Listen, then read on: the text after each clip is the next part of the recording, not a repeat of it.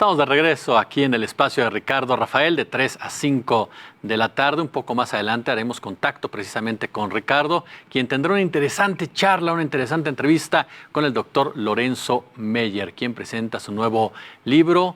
Un libro que va a llamar la atención, El poder vacío, para que usted esté muy, pero muy pendiente. Ayer por la tarde le dábamos cuenta en los diversos espacios de la Octava Radio, la Octava Televisión, sobre la decisión que tomó el Senado de la República en torno a la nueva ministra de la Suprema Corte de Justicia de la Nación. A pesar de que había un pronunciamiento generalizado a favor de Ana Laura Magaloni, sobre todo por su trayectoria, por la manera en cómo ella había expuesto ante los legisladores su interés, su preparación de ser parte del máximo tribunal del país, finalmente se inclinaron por Margarita Ríos Farjat, ex titular del SAT, del Sistema de Administración Tributaria, una mujer cercana al presidente de la República, pero sobre todo cercana a uno de los hombres clave de esta administración, el señor Alfonso Romo. Para analizar precisamente este tema se encuentra vía telefónica y le agradezco como siempre muchísimo que nos tome la llamada y siempre es un placer platicar con ella,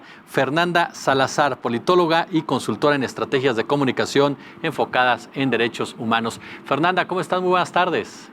Muchas gracias, Jesús. Buenas tardes a ti y a tu auditorio. ¿Qué sensación te queda, qué sensación te deja esta selección de la nueva integrante del máximo tribunal de nuestro país, Fernanda?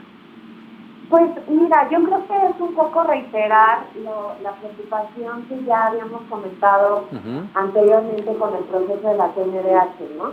Creo que lo que vuelve a poner sobre la mesa es que más allá de quién, así que obviamente es importante y podemos platicar sobre eso, pero más allá de la persona y la discusión sobre la persona, antes que eso viene una discusión que realmente es la más profunda sobre cómo se están dando estas elecciones, de perfiles, de los procedimientos que están siguiendo nuestras instituciones, para determinar quién es la persona más adecuada para llegar a un cargo de esta naturaleza, que sin duda es uno de los cargos más relevantes del país, y que además están vinculados con uno de los temas que más nos preocupan a todas las personas que vivimos en este país, que es la justicia, por los altos niveles de impunidad que vivimos. Entonces me parece que otra vez pone sobre la mesa que están faltando muchísimos elementos para que la ciudadanía pueda evaluar que efectivamente tanto el presidente, al momento de enviar la terna, justifique por qué decide que son esas 3 mujeres y no otras 3 las que van a participar en esta competencia, por decirlo así.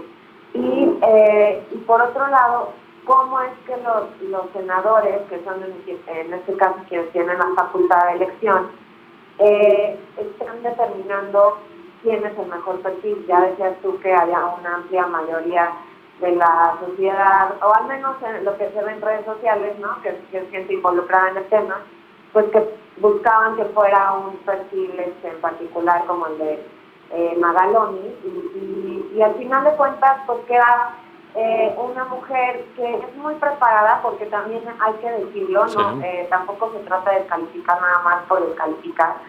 Es una mujer muy preparada, pero que sin embargo queda claro que es una mujer también muy cercana al Poder Ejecutivo, ¿no? Entonces, bueno, ese es el principal problema que habría que plantear ahora. Es decir, se mantiene este sistema, tú me corriges por favor, de cuotas y de cuates. Esta frase que lamentablemente ahora toma una connotación hasta negativa de que no llega el que sabe, sino el que sabe llegar. Pues sí, y otra vez, lo que pasa es que nos queda la duda, ¿no? O sea, yo te diría, bueno, no es que quizá Margarita Ríos Farjat no tenga la preparación, ¿no? Simplemente es decir, bueno, ¿qué tiene ella? ¿Qué perfil es el que está buscando, por un lado, o sea, con una visión de Estado, ¿no? Que es la que debería inspirar una selección de esta naturaleza. Sí. Es lo que está en el fondo de estos procesos es preguntarnos como país qué tipo de instituciones requiere este país para tener la justicia que necesitamos tener. Claro. Entonces, esa es la pregunta que está en el fondo antes que el perfil. Y una vez que tú dices, bueno, yo tengo en mi cabeza esta visión de justicia, como ya sea como presidente y luego como senadores, el país, la justicia que requiere es esta, por estas y estas y estas razones. Y entonces, en esa medida, yo propongo a esta y esta y esta persona porque son perfiles que van a llevarnos hacia ese lugar que necesitamos.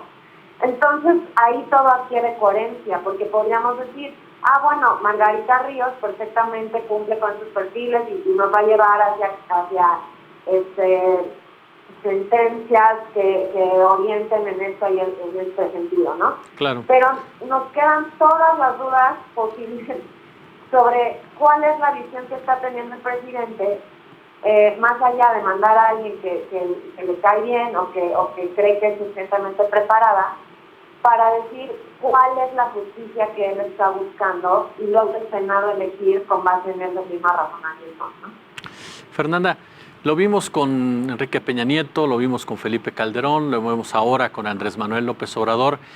A los gobernantes, a los presidentes, ¿les da temor fomentar la independencia? ¿Les da temor fomentar la presencia de personajes que no sean afines incluso a su propia forma de pensar? ¿Qué tanto la falta de una personalidad estadista pesa en este tipo de decisiones?